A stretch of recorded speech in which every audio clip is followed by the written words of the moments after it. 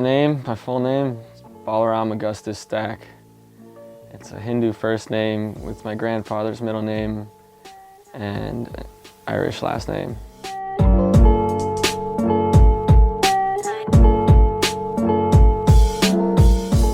Hail Mary is the merge of a documentary biopic and a traditional surf film.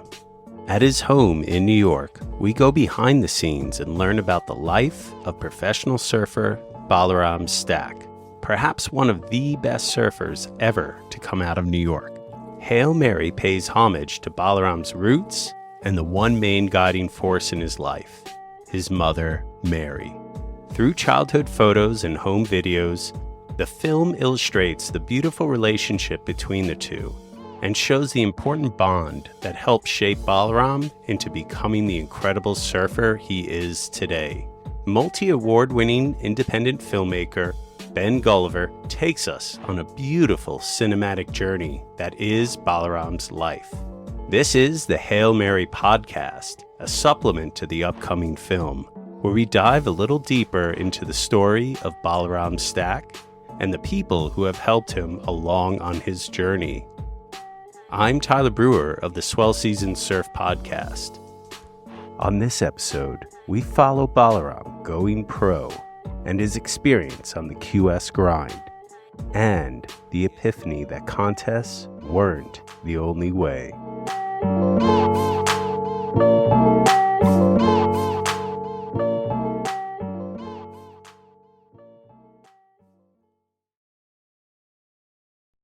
I don't think I really had dreams of making it a career or being a professional surfer until Unsound really made it like a thing, like they brought it to light for me, and then they put me in the position of potentially becoming one. Unsound is the surf shop that I grew up on with Mike Nelson, Dave Wan, and they're two of my mentors, whatever, coaches, like fucking. Just, I don't know, they were there, and they were the supporters from day one, and they were the ones that kind of like were able to explain to myself and my mom like how this works and how to approach different things, contests, companies. They were able to bring a couple companies in and get a little sponsorship going, and then they were able to introduce me to Quicksilver, which is where the real relationship started.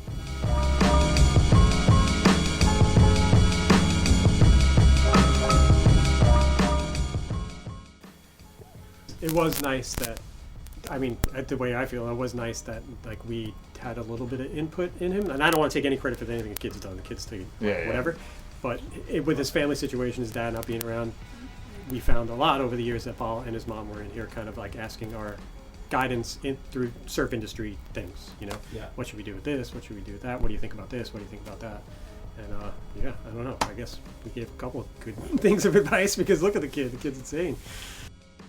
And then it was like a train that was coming down the tracks. Every single week was something else, another opportunity or another situation or another picture and I went to Nellie and I said, where's the how-to book? Is there a how-to book? Because this is like a train coming down the tracks, and I don't want to stop it. You can't, but I kind of like to want to know, where do you get tickets, or how far is it going to go, or what? Not really, But I was like, where's the how-to book? And he's like, you're living it. You've been working all your life, all weekends and overtime.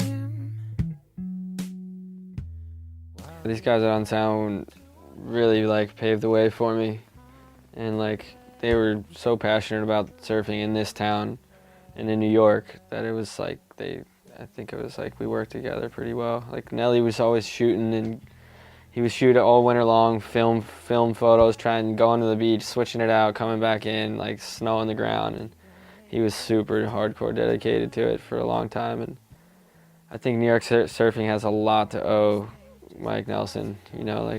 During those years, he was the one that kind of was on it in the winter, got the photos of the spots, got the right people there, he did it right and had the passion for it.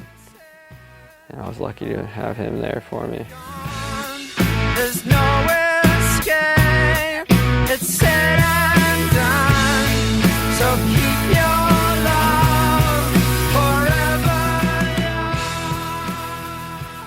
So apparently, I just learned this kind of in this process. I think we talked about it a little while ago, or someone somehow it came up. But apparently, he came into the shop with his mom, and I don't remember that. Mm-hmm.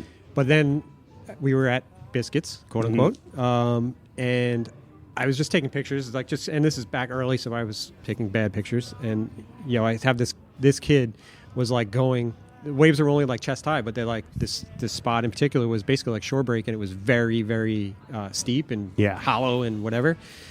But he's like 2 feet tall, and he is going square up off the bottom and then going straight up into the lip and like fins out, like air's pretty much falling every time. But like you could just see the mechanics were like just this. I'm like, that kid's the kid. So all of a sudden I was like, after that, and then he came into the shop and started hanging out in the shop a little bit. It was like literally every swell, this kid's in my car. And then, TJ Gamella, a couple other kids, like literally it's like every swell, it was like me and just grabbing the groms and we're just going like, we're just going after it and getting it done. Doing the film change thing sucked because the one thing that people don't think about. So you have a water housing and it needs to be dry inside. If it's not dry inside, you immediately get fogged up. Like it just every time, winter, summer, it doesn't really matter. If you take off a 5 mil wetsuit glove and you have a 5 mil suit on and then you're unscrewing your housing, the water leaks out of your arm. Yeah. It could be for like a half hour. No joke, for like a half hour. There's probably, 1 out of like 10 times I could get that housing closed up dry.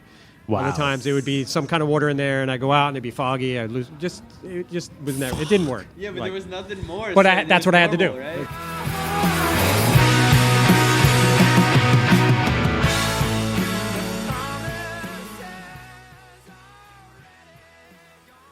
Dave and Nelly got me into that surf camp the one day in Montauk, and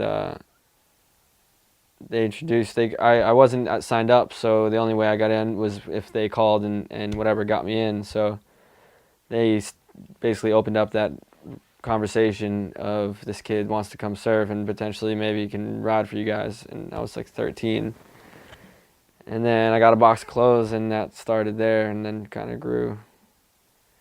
But yeah, Nelly and Dave were the ones to introduce me to Quicksilver, to companies, they had all these pro surfers coming through. They had the Unsound Pro, which ran, I think it would be, if it ran this year, it'd be like its 14th year or something like that. 15th year. No, longer than that. It was like 99 or 2000 was the first one. So like 20. Yeah, dang. But the contest they had was a QS for a while, and it brought all the surfers that I saw in videos to my town, and I got to see them surf this contest and just surf waves that I surfed every day, and I go to the shop and get all fanned out, like super grom. I remember getting Aki's signature on like 6 different things, like a hat, a watch, a t-shirt. I just got him to sign everything I could. I was like, no way, Aki's fucking here. They can full larger than life figures coming to Long Beach. And then, they just had a lot of that, and that was just like a good little environment for me to surf. And then we had like a pretty small crew in the wintertime that all kind of surfed the same spots and would surf during the snowstorms, and that was, I don't know, that's the crew that's kind of stuck together till today.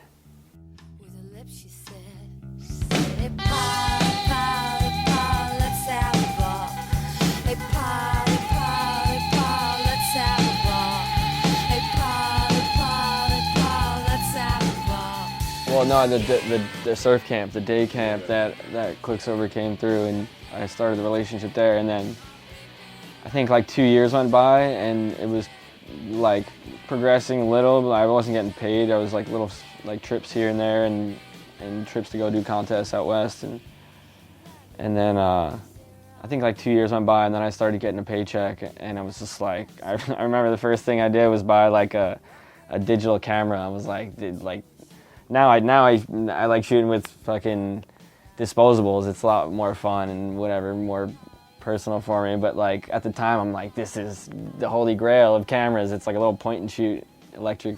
I think that was one of my first big purchases with my paycheck. But I started getting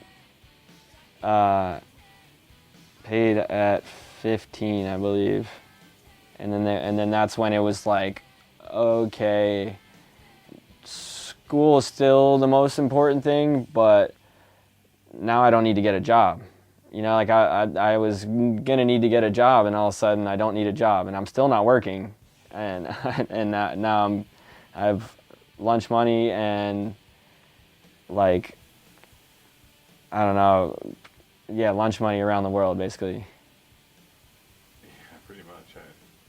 As soon as I started missing more school than I could to keep up with school, like they only let me miss 28 days throughout the year, and if I went over those 28 days, you automatically fail. So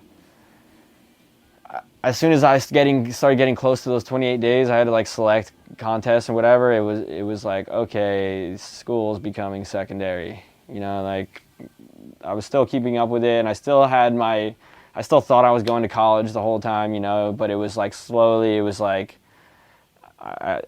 this is kind of more important now. Like in high school, it was like I was missing more school than I was in, it felt like. And I started doing a homeschool at like 11th and 12th grade so that I could have more time to work on both, you know, Right.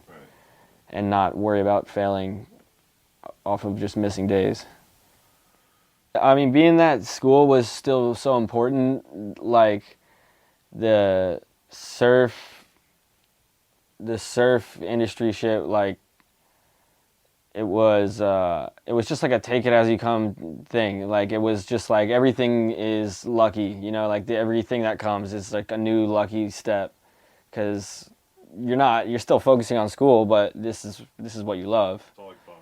Yeah, everything always felt like bonus, you know, like every step of the way, because like everything was more than I'd ever imagined, you know. So it was always like lucky stepping stone. I think growing up on the East Coast has a big part to do with that, because you appreciate when you have waves, and you surf waves that are quote unquote shitty, but they're sometimes the funnest waves. But being that there's no waves around, that's what you always do. That's why you take advantage of every wave that comes in. And I think being that we feel so lucky to get waves when they do, that kind of translated to getting to go on a trip or getting sponsored or something like that. All just bonus. Yeah. You're like, it's going to be better than what you got. Yeah. I mean, not knowing that it was a possibility, you know, growing up, and then all of a sudden it happening, it's just like, okay, Yeah. that's sick.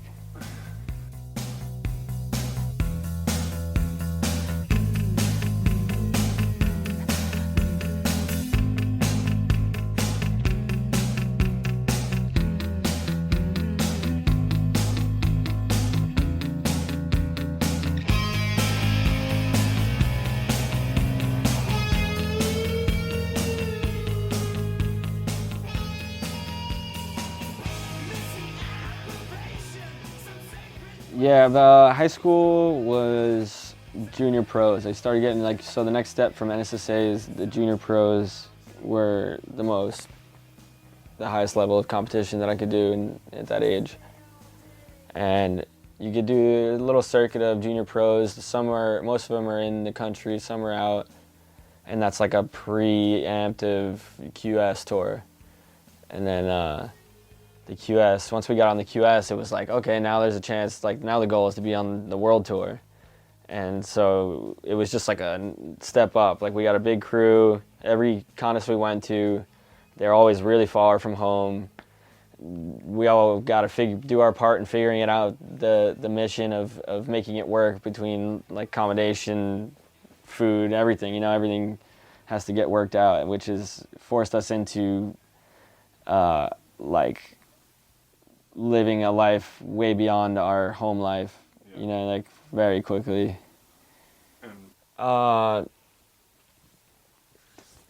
Yeah, I definitely had a big attraction to competition and an attraction to like a prize at the end of the tunnel. Like that's really cool about it. It never overpowered my desire to like go get barreled or go get good waves, but it was super desirable and within what it was. Like those contests growing up were so fun. I mean, half because you get to see all these kids that you never see, and then another half because you're making heats and getting scores and you're getting rewarded to surf for fun, you know, like for fun surfing anyways. And then as the time went older, the competition became less about the surfing and more about the tactics style things, and it was just like the best surfer never won, it seemed, you know. It was just whoever got the wave, and like when you started losing like over and over again and no waves, it's wanting to do more surf trips and kind of balanced out into one side or the other. You got to be winning, yeah. It was cool back in the day when there were video parts from the tour, you know, with Andy and Corey, and that was fun surfing to watch. But clips back in those days were different than clips today, so it's kind of gotten phased out apparently. But they had sick video parts from the tour in the movies. Yeah, the QS was cool. I mean, I speak about the camaraderie part because I didn't make many heats, you know. Like the QS was cool because we got to see these new places and have a sick crew with us doing the whole thing. But it was always shitty waves, you know, like 9 times out of 10 the waves were horrible. Yeah. And so that alone is frustrating, and then you don't make heats, and that's super frustrating that you don't make heats off of shitty waves. It's like, well, why are you even surfing these waves, you know? But it's all a part of competition. You got to be the best in everything. You can't just be the best in any one thing. So you understand it, but like there was definitely a certain point where it's like, all right, I'm spending more money than I'm making on this tour, and that's not going to get me on tour. So like I always liked getting barreled and doing free surf trips more. It was just kind of like, this is the adventure that was always expected. You know, it was like expecting to go to high school. You're expected to do these contests growing up to be a pro surfer, and then. The side trips were just like what kept you like sane and hungry for barrels and whatever, and those things just became more opportunistic, and more companies wanted to put money into that, and they were just like, I think I remember asking Chad Wells on Quicksilver one year. I think I asked him towards like one of the, it's funny, probably right the year before I got dropped, but I was like, yeah, like, do you guys need me to do QSs? Like, do you want me to do the contest? And this is when I was kind of like doing well in pipe and kind of getting a couple good video parts out and photos in the mags and whatever. And he was just like, do what you want to do. You know, like, this is working, do what you want to do. And then Volcom was really supportive of that.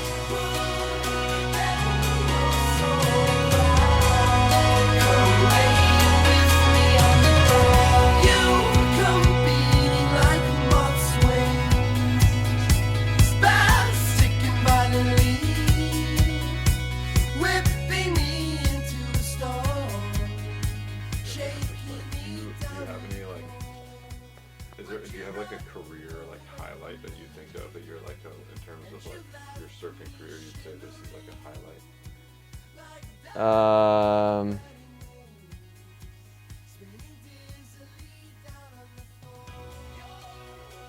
doesn't have to be in competition. Yeah, it's hard to think outside of competition. I mean, getting the 10, I got a 10 at pipe in 2000. I want to say like 13 or 14, maybe later actually. I gotta check on that. I got a 10 in the Pipe Pro though, and that was like one of the best feelings I've had in surfing, competition or not. Like it was the best wave I've ever gotten at Pipe at the time, and it was in a contest, and everybody was freaking out, and like I couldn't believe I got the wave, and then the rest of it was just like, whoa. How old are you? I was still in Quicksilver. I must have been, it had to have been at least 7 years ago. 6 or 7 years ago. So how old did that make you? Like 23 or 4. God, I wish I knew exactly when. I'm so bad with that.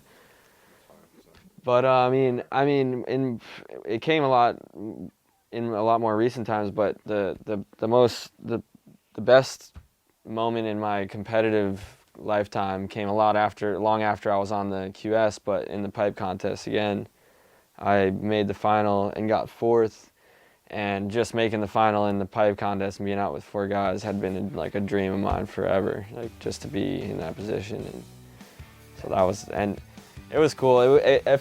Like being at the Volcom house and having everybody set up, and my mom and family were there and shit. And every time I came out of a heat that I had won or made, it was like I won the contest. You know, everybody at the house is freaking out, and like it was just like everyone. It felt like everyone was surfing the heats with me, which was so much fun.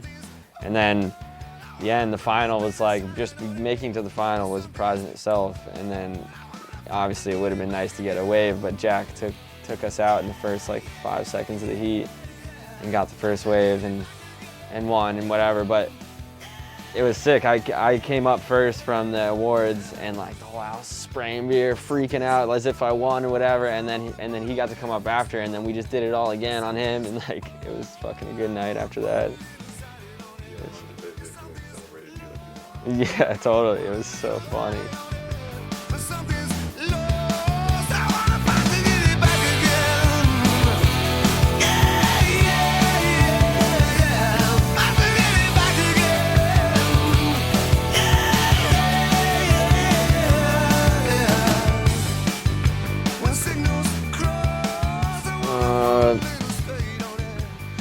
Yeah, Pipeline's like one of a kind, and just in that the crowd is a huge factor in getting waves out there, and kind of like has become a lifelong journey of just like finding a place there and getting those sessions that you want, and kind of like, I don't know, sharing with the dudes that, or not really, I don't know, not really sharing, but like just getting waves that are under the radar or whatever, you know, and like, because there's waves there that people don't get, and it's separate from the main pack of people, but yeah, no, it's a lifelong thing of finding your place, like paying respect, and kind of just like, I don't know, being quiet in the lineup.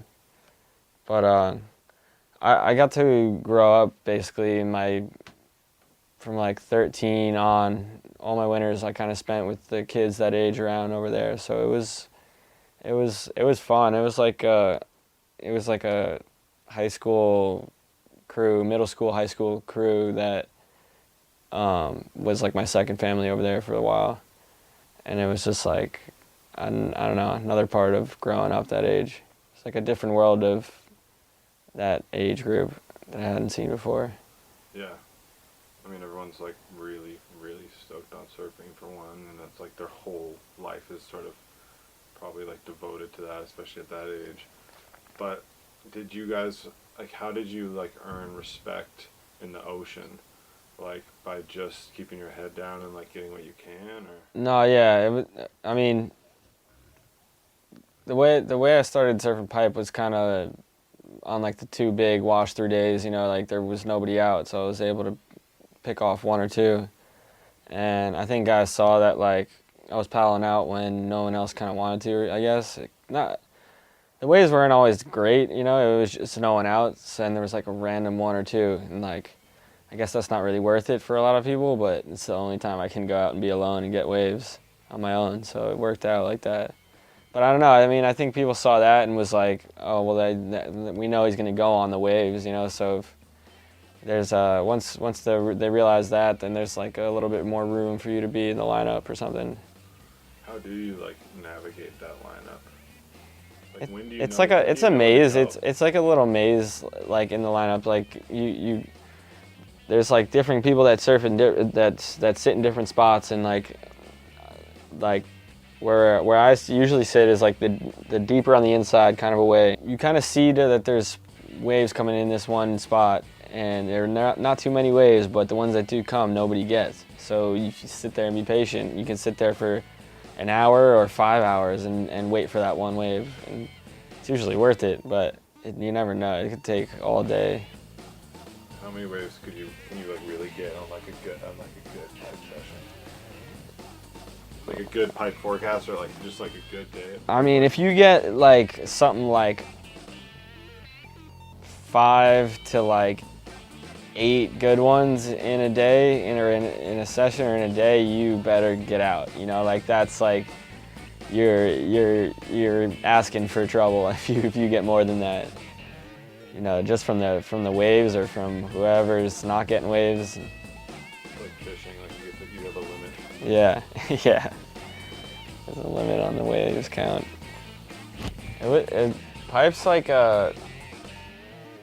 Pipe's an anomaly because there's such heavy, big, always changing, like really good waves, and it's so close to the beach that you can just have people that are so far into what's going on out there, and they're just seeing it so close, and it's just like amazing. You know, I can imagine it being, it's amazing for us, and then imagine someone that has never seen something like that, you know, and it's so accessible to them, and it's like, in that sense, it's one of a kind. And then, I don't know, I mean, the Hawaii's culture runs pretty deep through that place, even still, you know, like there's not as much of like a wolf pack or something like that at Pipe, but there's still, like, if you don't get caught up in the wrong place with the people, you're gonna get caught up in the wrong place with the waves if you don't pay attention, you know, like the waves will shut you down any day of the week if they want to, you know.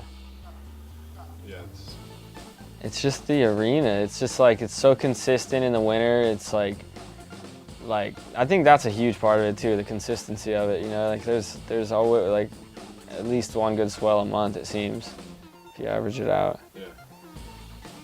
I don't know how too many, and then yeah, it's just accessible. It's like, it's got people that want to surf there, and then it's got people that want to see surfing, and it's so easy for them to access it. Who did you like look up to there as like sort of somebody, just people to like follow or like to,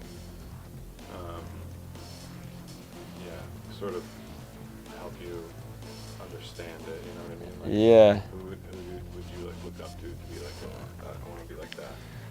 Oh, well, I mean, there's a couple guys that, like, the older dudes that would come in Hawaii and come to the house and just like drop knowledge. Like, they'll just tell you a story that has a nuts lesson in it, and it's kind of like a consistent thing that you encounter at the Volcom house. I mean, the guys that I kind of first getting knowledge from and surfing Pipe from, well, when the first year I went to Hawaii, I stayed with the Asings, and Tommy Asing was like a book of knowledge of the culture and the waves and everything going on in Hawaii, and so that was a sick introduction to just this pretty magical place.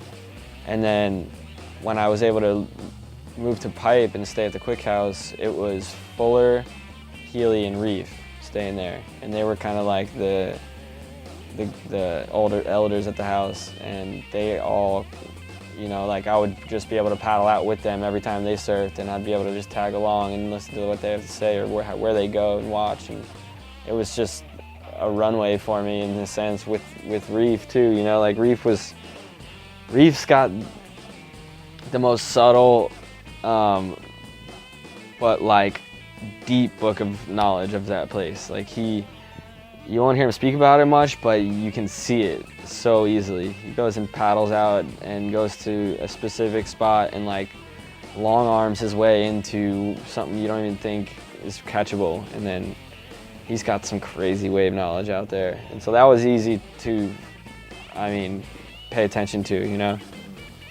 Like you just learned from. Yeah. Those guys were kind of the guys kind of getting me going. But I mean, it was everyone. As you go on, you kind of like, everyone comes into play. East Coasters seem to do all right over there.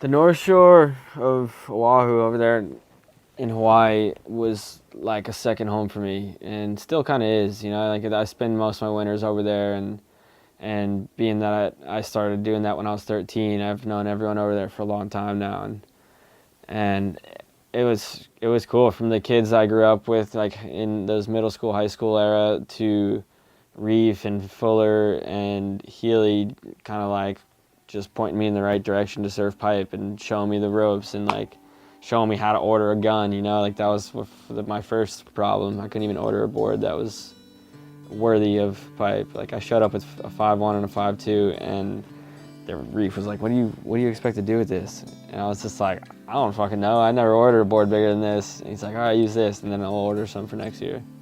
And then that's how it kind of started. But I mean, there's lots of guys. Like I was always at the Volcom house, even those years I was staying at the Quick House, because Tom Dosselin was like one of my good friends I got to hang with a lot, and then Ty and Kaimana, they're all there, and super welcoming always, and like I don't know, it's just like I think East Coasters have a place in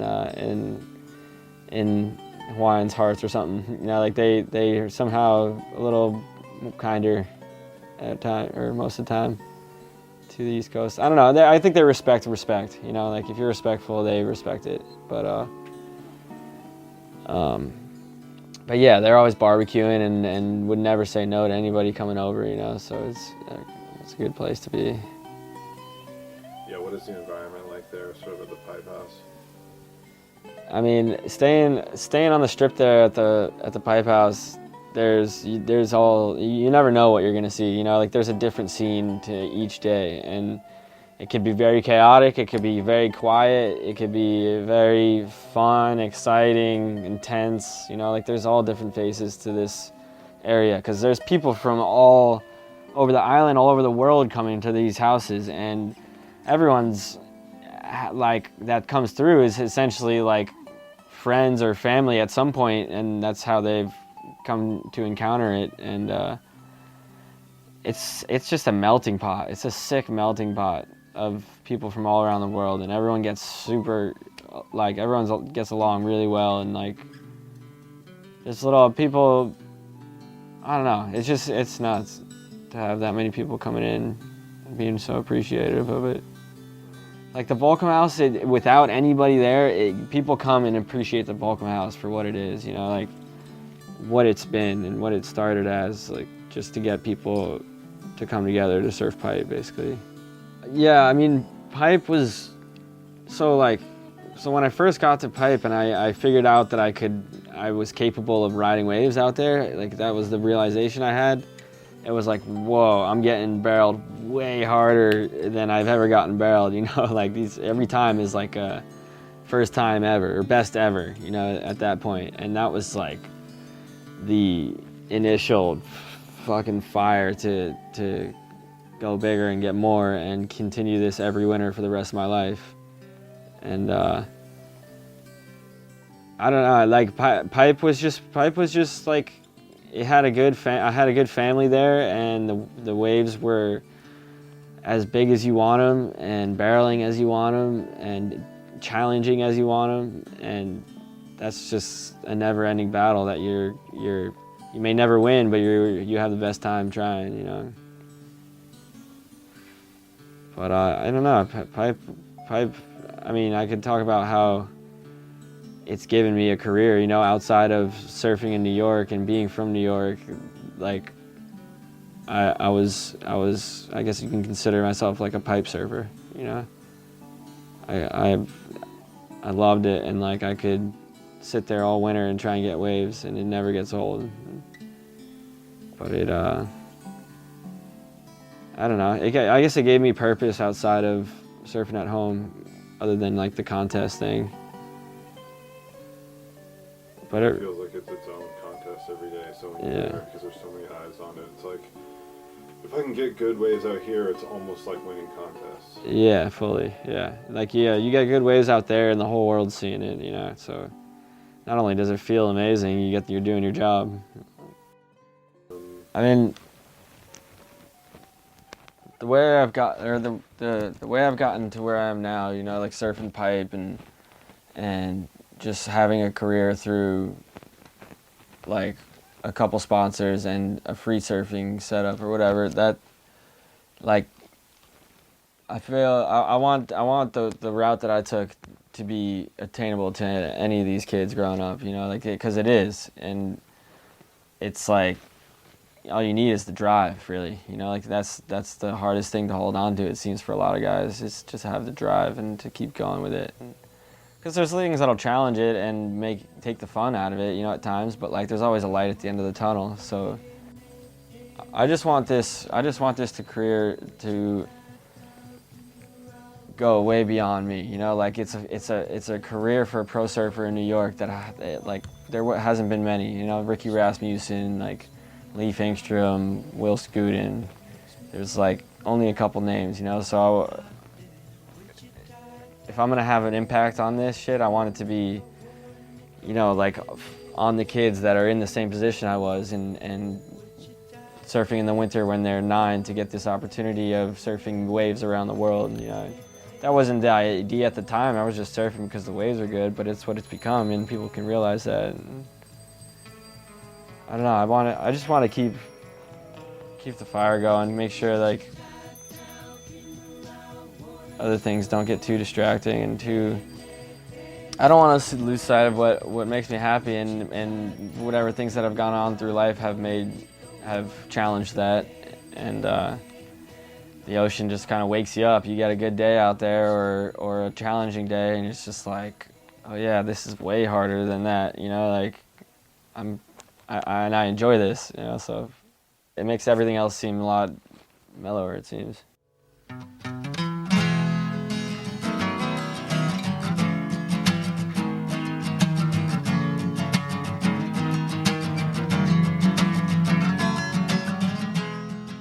All profits from the premiere will be going to the Clean Ocean Action Organization. For more information, go to www.cleanoceanaction.org. The Hail Mary podcast is produced by the Swell Season Surf Radio Network, recorded by outtakes from Ben Gulliver's recordings. Go to @HailMaryTheMovie for more information on Instagram.